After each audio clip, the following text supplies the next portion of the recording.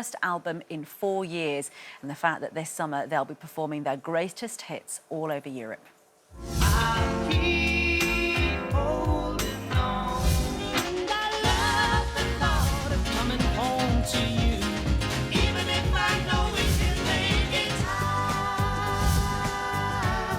wanna fall from the stars, all because of human beings just like you.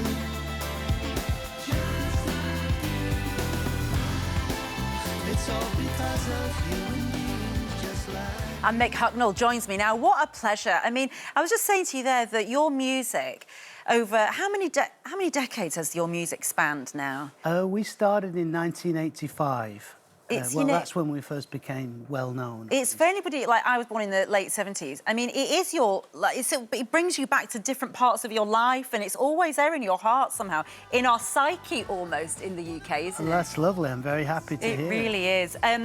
It's how are you now? It was funny because you were just saying I'm on voice rest. That is a real thing for you, is it? Because you obviously got a brand new wonderful album called Time, and you're going to go on tour with it.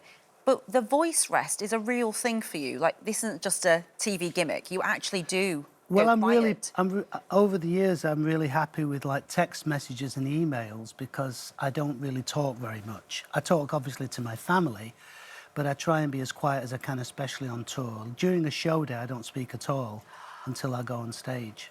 I find that Is that hard to do, or do you just quite like the solitude? I've gotten used to it, but it really pays off, you know, because I want to preserve my voice and sing for as long as I possibly can. Yeah. And what have you noticed happens if you talk too much? Like, does it... Because it's quite a raspy, deep voice anyway. So I didn't know... What is it that affects it if you talk too much? Well, it just burns. It hurts. Look, it's just like... It's like anything. If you use it and use it and use it, it wears down. So you just try and avoid wearing down too fast, because I want to be singing for as long as I possibly can. And has your voice changed then? I mean, we can hear a little bit of the very early song. Is there a perceptible change in the sort of tone and... Well, in about 1985, I had quite a thin, squeaky voice, I would say. Yeah, very high-pitched. Oh, yeah. And as I've gotten older, like most people, it's just gone deeper.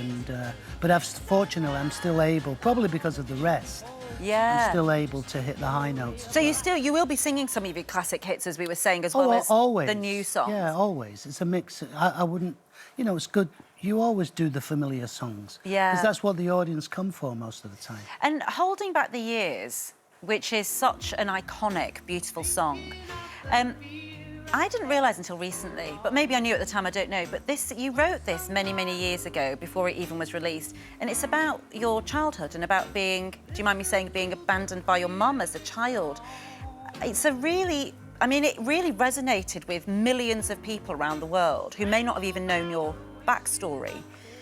When you sing it now, does it still hold that emotional potency, or is it now just one of your great hits? Well, it's a little bit of both, actually. I mean, I wrote the song when I was 17, but I didn't write the chorus until I was 24. And the song will always stay with me. It's funny, when I wrote it, sometimes when you write songs, you don't really know what the meaning of the song is until after you look back at the lyrics and go, that's what it was about. You know, you almost write unconsciously. Because I was looking at the lyrics this morning. I know we're talking about the new music today, but I think it's so powerful, isn't it, about how and we're talking about, you know, there's lots of biopics of big musical stars, and there's always a sort of sense of tragedy at the heart of their great talent somewhere. And is there something of that in you, in that there was something about healing your pain of that moment that then sparked you into writing? Because you talk about needing the arms of your mother and things like that. I try in my work to express what it is to be human. Yeah. And with this record as well, millions of us were in lockdown, and I think we all had the chance to reflect on what we're doing with our lives, good and bad. Yeah. And with some of the songs on this, they deal with various aspects of being human. For example, the first song, Better With You, I love this old-fashioned word, courting. Yeah. When I was a kid, you know, you'd see people, they're courting, you know. And the first song, Better With You, is really about a courtship.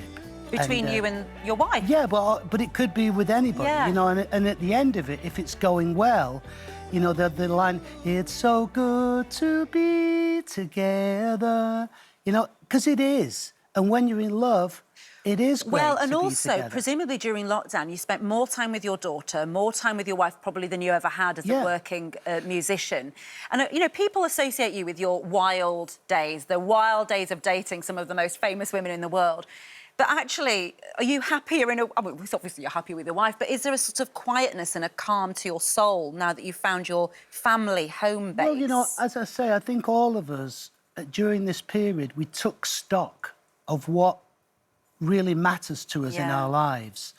And people would focus on, well, you know, I want to spend more time with my kids. I want to spend more time with my husband and my wife. And, you know, like I say, that it's about being human. And your daughter, you don't mind me, is it's very artistic herself, isn't she? She's 15 now, is she? Is that right? Yeah, yeah, I'm very proud of her. She spends most of her time with a sketchbook. Yeah. As opposed to being on the computer. So Does she ever sketch you? If we go to a restaurant, she's there drawing. Is she? All the time. She just, yeah. And does she ever sketch you? Yeah, she did. She's done a couple of portraits. Yeah, yeah. And they look rather like Yeah. me too. She's very good. Yeah, it's wonderful. You must be so proud of her, actually. Yeah, And yeah. does being a father, I mean, do you write about that as well? No, well, exactly. You know, another song on there called "Just Like You" is about the good side of human beings, the humanity, the empathy. You know, it's all because of human beings just like you. We talk more about the problems we have, but people are generally good, and they're loving, and they care about their family and their friends. Well, I can't believe you're not only talking to us this morning, giving your voice. You start the tour next Monday, don't you? You've also sung for us this morning. I feel very honoured. Now, can I honour you with something? Yeah. Sure. So, Simply Red, you have a YouTube channel, don't you? Is that right? You have it. I believe so. Yeah. Well, yeah. Simply Red has been awarded a gold plaque from YouTube to celebrate 1 million subscribers, and I have it for you here. Your reward. That's amazing. Congratulations. Wow. 1 million subscribers. Well, thank you very much. Wow. There you go. Look at Congratulations. Yeah, it's very That's good. really wonderful. Wow. There you go. More. You've had 3 Grammy nominations. You've had Brits. You've had all sorts of things, and now you have one of these. Well, you know, honestly, the awards for me are really people.